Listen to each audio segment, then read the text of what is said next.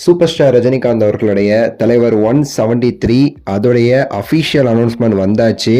So ஒரு சில விஷயங்கள் இப்போ வந்து அப்டேட்ஸ் வந்திருக்கு. அஃபீஷியலாகவே வந்து கமல்ஹாசன் அவர்கள் வந்து கொடுத்துருக்காங்க. இந்த படத்தை பற்றி வெறித்தனமாக இருக்குது. கேட்கும்போதே அதெல்லாம் பேச போகிறோம்.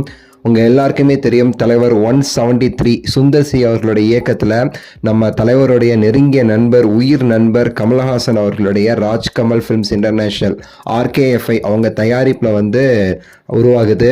ஸோ இந்த திரைப்படத்தை பற்றி அஃபிஷியல் அனௌன்ஸ்மெண்ட்டை கமல்ஹாசன் அவர்கள் சார்பாக RKFIலேருந்து அஃபிஷியலாக அனௌன்ஸ் பண்ணாங்க.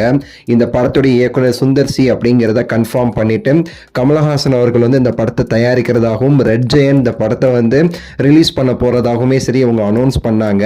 இதே அனௌன்ஸ்மெண்ட்டில் வந்து நமக்கு இன்னொரு விஷயமே சரி சேர்த்து அவங்க வந்து சொன்னாங்க ஹைலைட் ஆட்டு.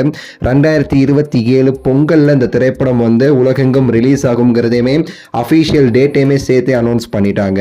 இப்போ வந்து புதுசாக நம்ம RKFI சார்பாக வந்து இந்த படத்துடைய பூஜை ஃபோட்டோஸ்லாம் வந்து இருந்துச்சுல்ல, ரஜினி சார், கமல் சார், சுந்தர் சின்னு சொல்லிட்டு எல்லாருமே இருந்தது. அதோடைய ஒரு வீடியோவுமே ரீசெண்டாக ரிலீஸ் பண்ணியிருக்காங்க. ஸோ ரஜினி சார் கார்லேருந்து இறங்கி ஸ்டைலாக நடந்து வரதாகட்டும், உலகநாயகன் அவர்கள் வந்து நடந்து வந்து ரெண்டு பேருமே சேர்ந்து அந்த ரெண்டு பேரும் வந்து அரவணைச்சி கை கோர்த்து அந்த மாலை போடுறது ரஜினி சாருக்கு கமல் அவர்கள் சுந்தர் சி அவர்களுக்குன்னு சொல்லிட்டு அந்த ஃபுல் வீடியோவுமே அதில் வந்து இருக்குது.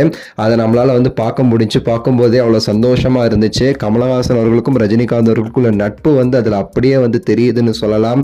உங்களுக்கு எல்லாருக்குமே தெரியும், இந்த திரைப்படம்ங்கிறது முக்கியமாக நடக்கிறதுக்கு காரணமே சூப்பர் ஸ்டார் அவர்கள் தான். அவருக்கு கமல்ஹாசன் அவர்கள் மேலே உள்ள அந்த ஒரு பாசம் தான். கமல்ஹாசன் அவர்கள் நிறைய சம்பாதிச்சாரு. ஆனால் அது ரீசெண்டாக அவர் தயாரித்த தக் லைஃப் படம் மூலமாக நாசமாக போச்சு. ரொம்ப நஷ்டம்.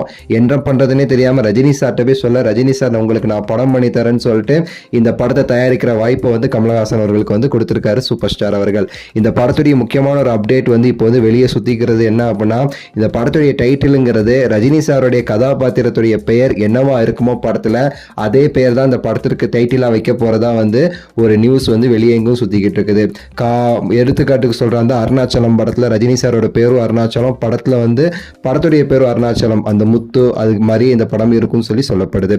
உங்கள் கருத்தை சொல்லுங்கள். லைக் பண்ணி, ஷேர் பண்ணி, சப்ஸ்கிரைப் பண்ணி, ஹைப் பண்ணுங்கள். நன்றி, வணக்கம், மகிழ்ச்சி.